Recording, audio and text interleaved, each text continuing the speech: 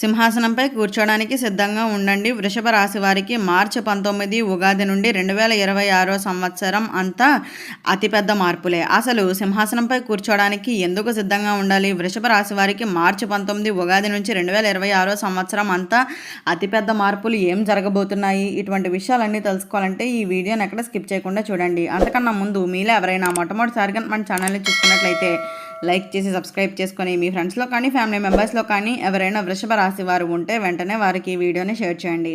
వృషభ రాశి ఇది రాశి చక్రంలోని రెండవ రాశి. కృత్తికా నక్షత్రంలో 2, 3, 4 పాదాల్లో జన్మించిన వారు, రోహిణి నక్షత్రంలో 1, 2, 3, 4 పాదాల్లో జన్మించిన వారు, మృగశిర నక్షత్రంలో 1, 2 పాదాల్లో జన్మించిన వారు వృషభ రాశి కిందకి వస్తారు.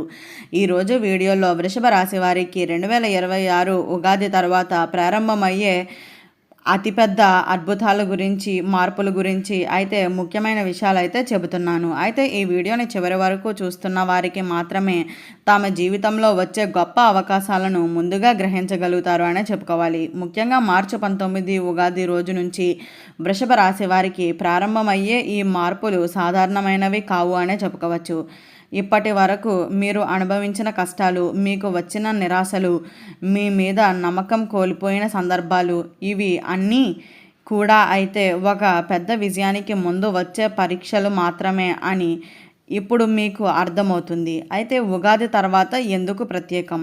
అయితే జ్యోతిష శాస్త్రం ప్రకారం ఉగాది అనేది కొత్త సంవత్సరానికి మాత్రమే కాదు, కొత్త శక్తులకు కూడా అయితే ప్రారంభం అని అయితే గుర్తుంచుకోండి. 2026 ఉగాది రోజున కొన్ని ముఖ్యమైన గ్రహాలు మారడం వల్ల అయితే వృషభ రాశి వారికి ప్రత్యేకమైన ఫలితాలు రావడం ప్రారంభం అవుతుంది అనే చెప్పుకోవచ్చు. అయితే ఈ సమయం నుంచి మీ జీవితంలో 3 ముఖ్యమైన మార్పులు అయితే మొదలవుతాయి. మొదటిది ఆర్థికంగా మార్పు, రెండవది సంబంధాల్లో మార్పు, మూడవది గౌరవం మరియు స్థానం. అయితే ఇవి ఒక్కొక్కటిగా ఎలా జరిగే అవకాశాలు ఉంటాయో ఇప్పుడు వివరంగా అయితే చూద్దాము. అయితే మొదటి మార్పుగా డబ్బు మరియు సంపద.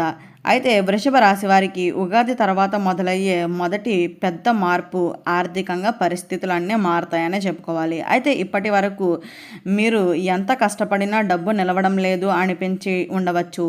కానీ ఉగాది తర్వాత పరిస్థితులు మారుతుంది. మీరు చేసిన పాత ప్రయత్నాలు ఇప్పటి నుంచి ఫలితం ఇవ్వడం మొదలు పెడుతుంది అనే చెప్పుకోవాలి. కొంతమందికి కొత్త ఉద్యోగం, జీతం పెరగటం, వ్యాపారాల్లో లాభాలు, పాత డబ్బు లేదా తిరిగి రావటం, అప్పులు, ఇలాంటి విషయాల్లో అయితే జరుగుతాయనే చెప్పుకోవాలి. రెండవ మార్పు ఏమిటి అంటే మీ జీవితంలోకి వచ్చే ఒక ముఖ్యమైన వ్యక్తి. అయితే ఉగాది తర్వాత మీ జీవితంలోకి ఒక ప్రత్యేకమైన వ్యక్తి ప్రవేశించే అవకాశం ఉంది అనే చెప్పుకోవాలి. ఆ వ్యక్తి మీకు సలహాలు ఇవ్వవచ్చు, మీకు సహాయం చేయవచ్చు, లేదా మీకు కొత్త అవకాశాన్ని చూపించవచ్చు. కొంతమందికి ఈ వ్యక్తి ఒక స్నేహితుడై ఉండవచ్చు, కొంతమందికి ఒక మహిళ రూపంలో అదృష్టం రావచ్చు. ఈ వ్యక్తి వల్ల అయితే మీ జీవితంలో ఒక పెద్ద మార్పు కూడా అయితే మొదలవుతుంది అనే చెప్పుకోవాలి. మూడవ ఏంటి అంటే గౌరవం మరియు స్థానం. అయితే ఇప్పటి వరకు మీరు చూస్తున్న పని గుర్తింపు పొందకపోయినా ఉగాది తర్వాత పరిస్థితులు పూర్తిగా అయితే మారిపోతుంది అనే చెప్పుకోవాలి. మీరు ఉన్న చోటు గౌరవం పెరుగుతుంది, మీ మాటకు విలువ వస్తుంది, మీ నిర్ణయాలను ఇతరులు గౌరవిస్తారు అనే చెప్పుకోవాలి. కొంతమందికి సమాజంలో ఒక ప్రత్యేకమైన స్థానం కూడా రావచ్చు అనే చెప్పుకోవాలి. దీనికి కారణం ఏమిటి అంటే మీ మీద ఉన్న దైవానుగ్రహం పెరగడమే అని అయితే గుర్తుంచుకోండి. సింహాసనంపై కూర్చోవడం అంటే ఏమిటి? ఈ వీడియోలో నేను చెప్పిన సింహాసనం అంటే నిజంగా రాజసింహాసనం కాదు. దాని అర్థం మీ జీవితంలో విజయాలు, గౌరవం, స్థిరత్వం, నాయకత్వం వచ్చేటువంటి సమయం అయితే ప్రారంభం అవుతుంది అని. కానీ ఒక హెచ్చరిక కూడా అయితే ఉంటుంది. ఈ మంచి సమయంలో కూడా మీరు జాగ్రత్తగా ఉండవలసిన విషయాలు కొన్ని ఉన్నాయనే చెప్పుకోవాలి. ముఖ్యంగా మీ ప్లాన్స్ అందరికీ చెప్పకండి. మీపై అసూయపడే వ్యక్తులు ఉండవచ్చు.